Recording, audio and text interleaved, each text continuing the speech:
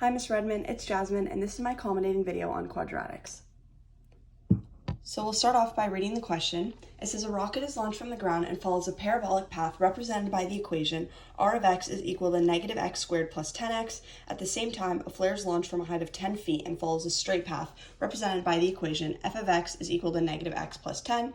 Do the rocket and flare meet? If so, how many times and what are their points of intersection? So essentially this question is asking us for two things. When it's asking for how many times, it is asking for the number of zeros or the number of solutions. And when it's asking for their points of intersection, it's asking if they do meet, what are their x and y values where they do cross.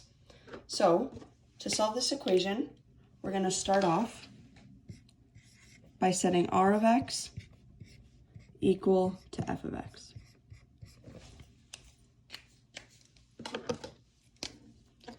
So we're going to have our r of x, which is negative x squared, plus 10x,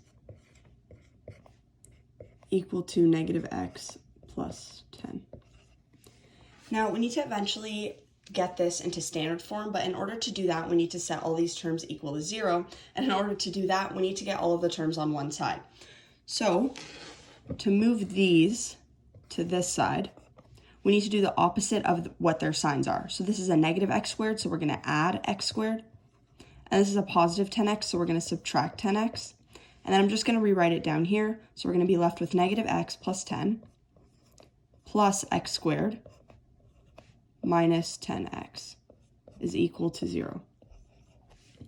So the next thing we have to do is combine like terms. So just by looking at this, we know that we only have one x squared term. So we're just going to leave that as it is, just the x squared. Then we know that we can combine these two x's. So to combine them, we know that when there is just an x, we know that there's an imaginary 1. So it's going to be negative 1 subtract negative 10. And the answer to that is negative 11. So we're going to have negative 11x, and then just our constant on the end, which is 10, all equal to 0. So we know now that this is in standard form because we have an a term, which is the x squared term, a b term, which is the x term, and the c term, which is the constant. So the next step to solve this question is to answer the how many times part of the question. So to do that, we're going to find the number of solutions. So we're going to find out from this if they do cross.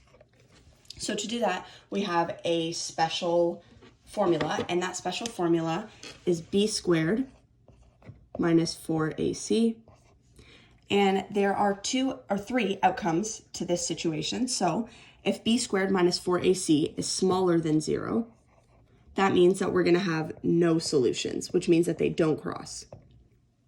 If it is equal to 0, we're going to have one solution, which means that they only cross once.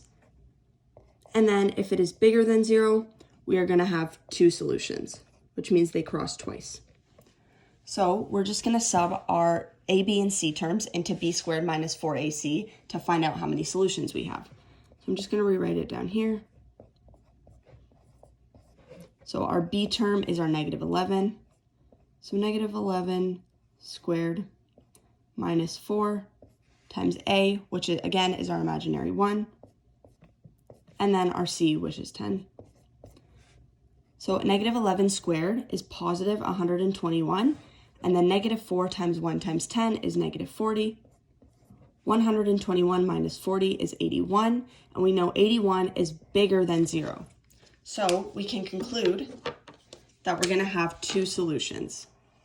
So the parabolic arch and the straight line are going to meet at 2 points on the graph. So we're going to have two sets of x and two sets of y.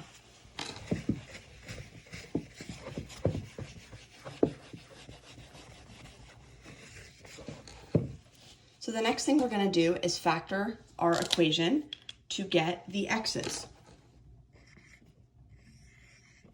So we're going to start with our equation that we just made. So we're going to have our x squared minus 11x plus 10. Now to factor this, we need to find two terms that add to our b term, which is negative 11, and multiply to our a times c term, which is positive 10. Those two terms are negative 1 and negative 10. So I'm just gonna replace the 11x term with our two terms, -1 and -10.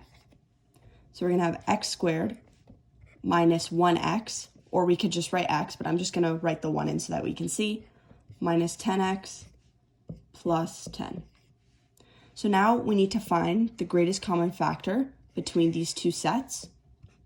So the greatest common factor between x squared and 1x is just x. X squared divided by x is x. And then -1x divided by x is just -1 because it's itself. And then carry the negative down. And then the greatest common factor between 10x and 10 is 10. Divide -10x by -10 and we'll be left with x.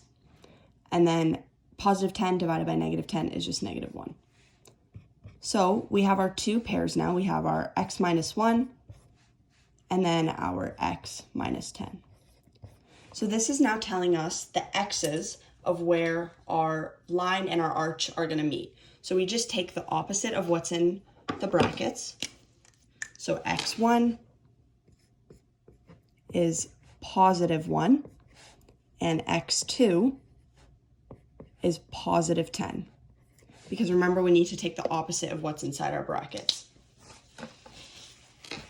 So our last step is to sub these x's back into either one of the original equations.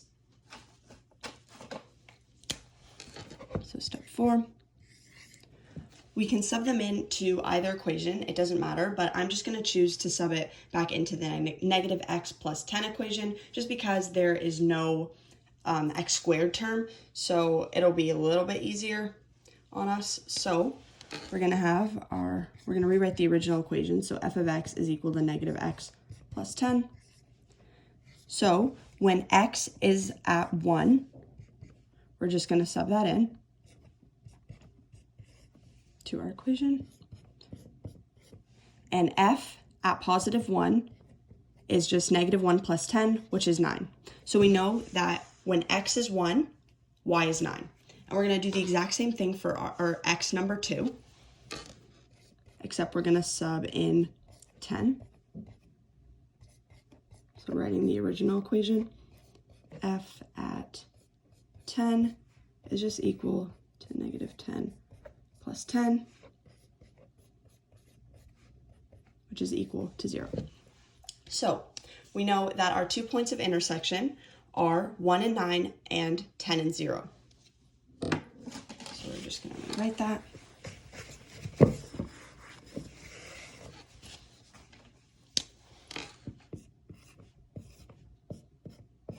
Our POIs are 1 and 9 and 10 and 0. So right, and this is our x, this is our y, this is our x, this is our y. So when x is at 1, y is at 9, and when x is at 10, y is at 0. Now there's a way we can verify this using Desmos, a graphing calculator. So I've just inserted our original equations of the flare and the rocket, and this is what we come up with. So we have the rocket and then the flare, and we're just gonna hit the points where they do cross. We're just gonna click on them, and you'll see right here we have 1 and 9, and then right here we have 10 and 0. So yeah, that is the answer to my question. Thank you for watching.